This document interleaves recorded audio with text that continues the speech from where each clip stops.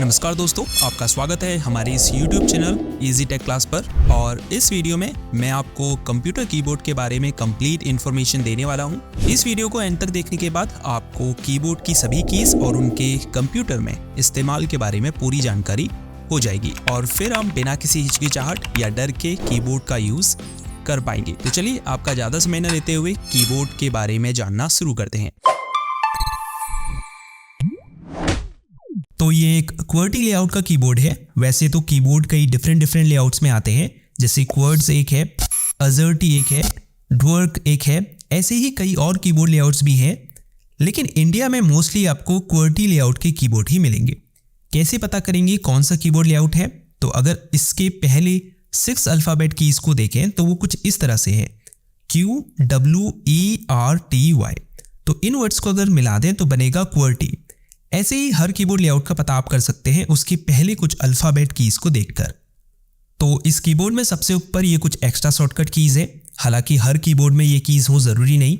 जैसे इसमें होम में जाने के लिए है, ये मेल ओपन करने के लिए है, ये वीडियो को पॉज और प्ले करने के लिए है। ऐसे ही इस लाइन में अदर कीज है। ये भी हो सकता है आपके कीबोर्ड में ये एक्स्ट्रा शॉर्टकट कीज हो ही ना, लेकिन अगर होंगी तो आप उनके साथ में बने साइन को देखकर ये पता लगा सकते हैं कि ये कीज किस बारे में है। जैसे इसमें स्पीकर और प्लस का साइन है, इसका मतलब ये वॉल्यूम बढ़ाने के लिए यूज़ होता है। इसमें स्पीकर और माइनस का साइन है, तो ये वॉल्यूम को कम करने के लिए यूज़ होता है। ऐसे ही अदर कीज़ के साइन को देखकर आप जान सकते हैं कि उसका क्या यूज़ है।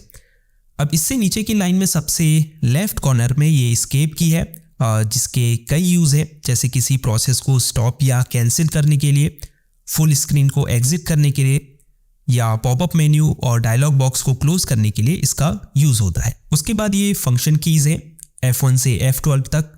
इन सभी कीज़ का अपना अलग अलग फंक्शन होता है। फॉर एग्जांपल, आपने कोई प्रोग्राम ओपन किया हुआ है, लेट्स से गूगल क्रोम। अगर आप F1 प्रेस करेंगे तो उसकी हेल्प और सपोर्ट विंडो ओपन हो जाएगी। ऐसे ही कोई भी प्रोग्राम आपने ओपन किया हो, उसके हेल्प सेक्शन को ओपन करने के लिए आप F1 की का यूज़ कर सकते हैं।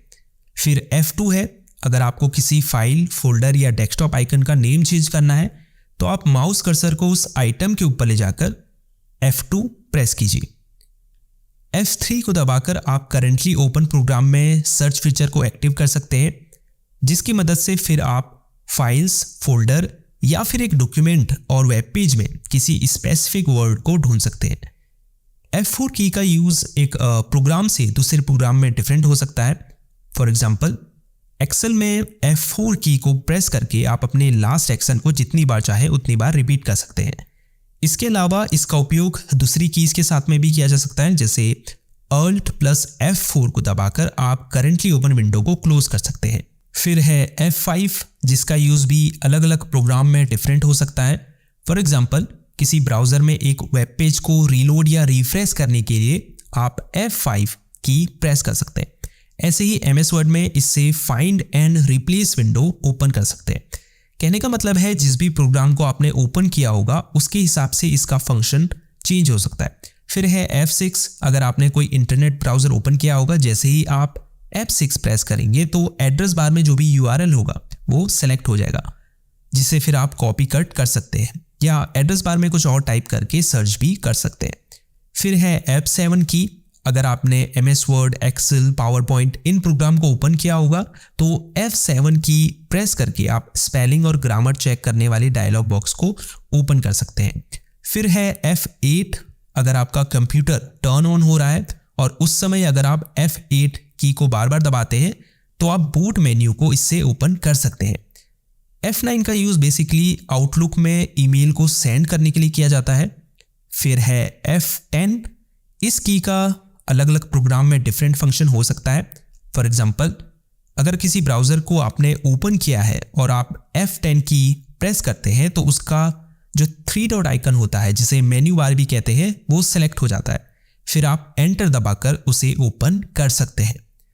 अगर F11 को आप प्रेस करते हैं तो आप ब्राउज़र में फुल स्क्रीन को एक्टिव कर सकते हैं। वापस F11 प्रेस करके फुल स्क्रीन को एग्जिट भी कर सकते हैं। अब लास्ट फंक्शन की F12 है। अगर आपने MS ऑफिस का कोई एप्लीकेशन ओपन किया होगा तो आप जैसे ही F12 की प्रेस करेंगे, इससे save as dialog box open होगा जिससे आप अपने डॉक्यूमेंट को कंप्यूटर में सेव कर पाएंगे। तो ये थी F1 से F12 तक की फंक्शन कीज़। अब इसी लाइन में सबसे राइट कॉर्नर पर दो कीज़ और हैं। पहली में लिखा है PRT/SCR SYSRQ।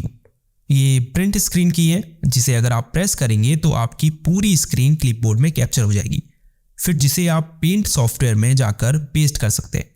अगर आप अपनी पूरी स्क्रीन का स्क्रीनशॉट लेना चाहते हैं तो आप प्रिंट स्क्रीन की का यूज़ कर सकते हैं।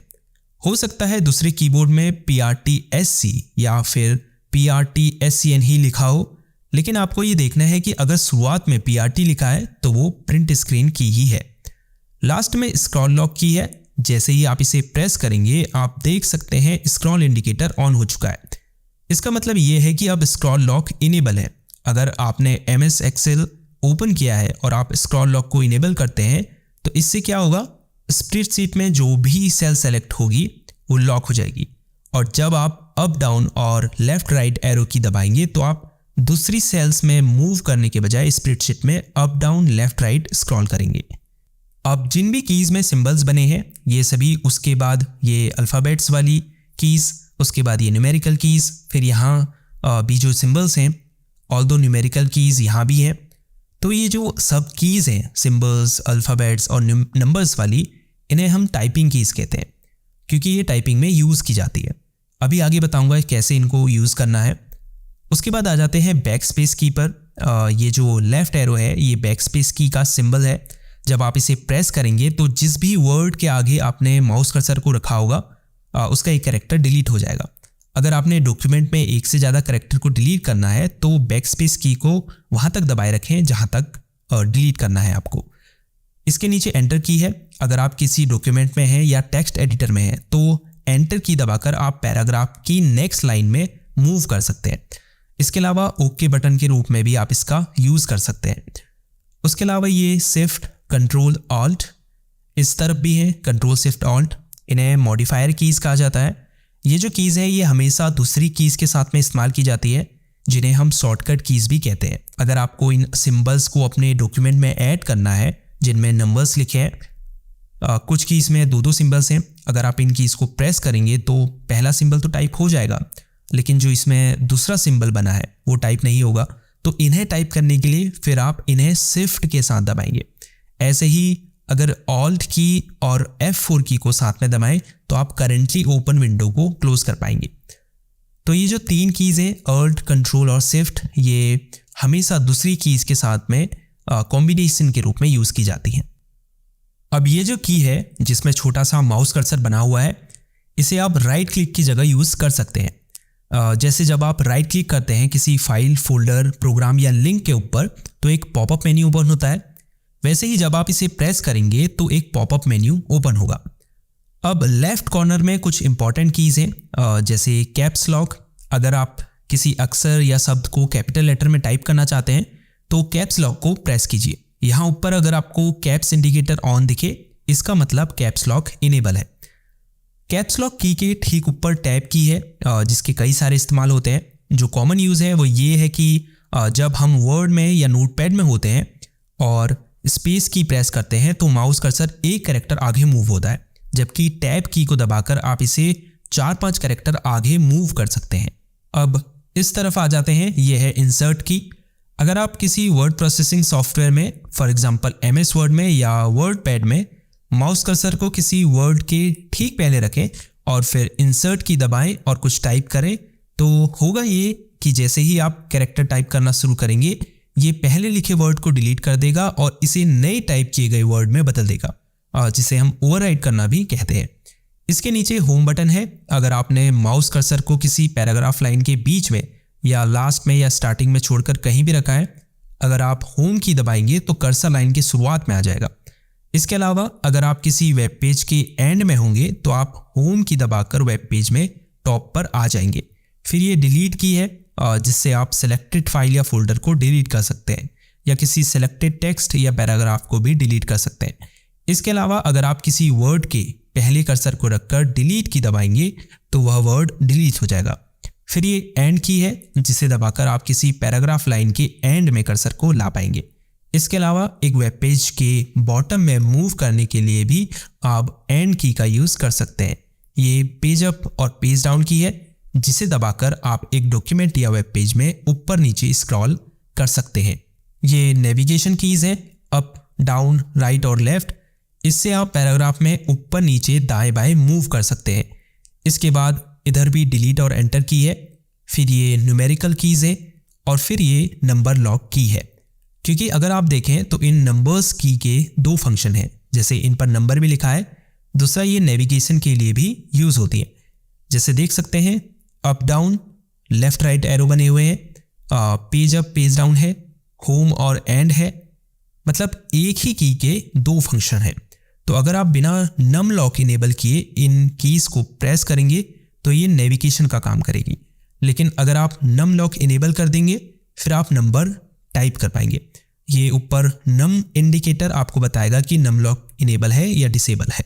तो ये थी कंप्यूटर क्लास डे 4, जिसमें आपने कीबोर्ड की सभी कीज़ और उनका यूज़ करना सीखा। जाते जाते वीडियो को लाइक ज़रूर कीजिए, क्योंकि इससे हमें पता चलेगा कि आपको यह वीडियो पसंद आई है, और चैनल को सब्सक्राइब भी ज़रूर कीजिए। कोई सवाल या सुझाव हो तो नीचे कमेंट करें, हम उसका रिप्लाई आपको ज़रूर देंगे। तो इस वीडियो में इतना ही। See you in the next video. तब तक के लिए गुड बाय।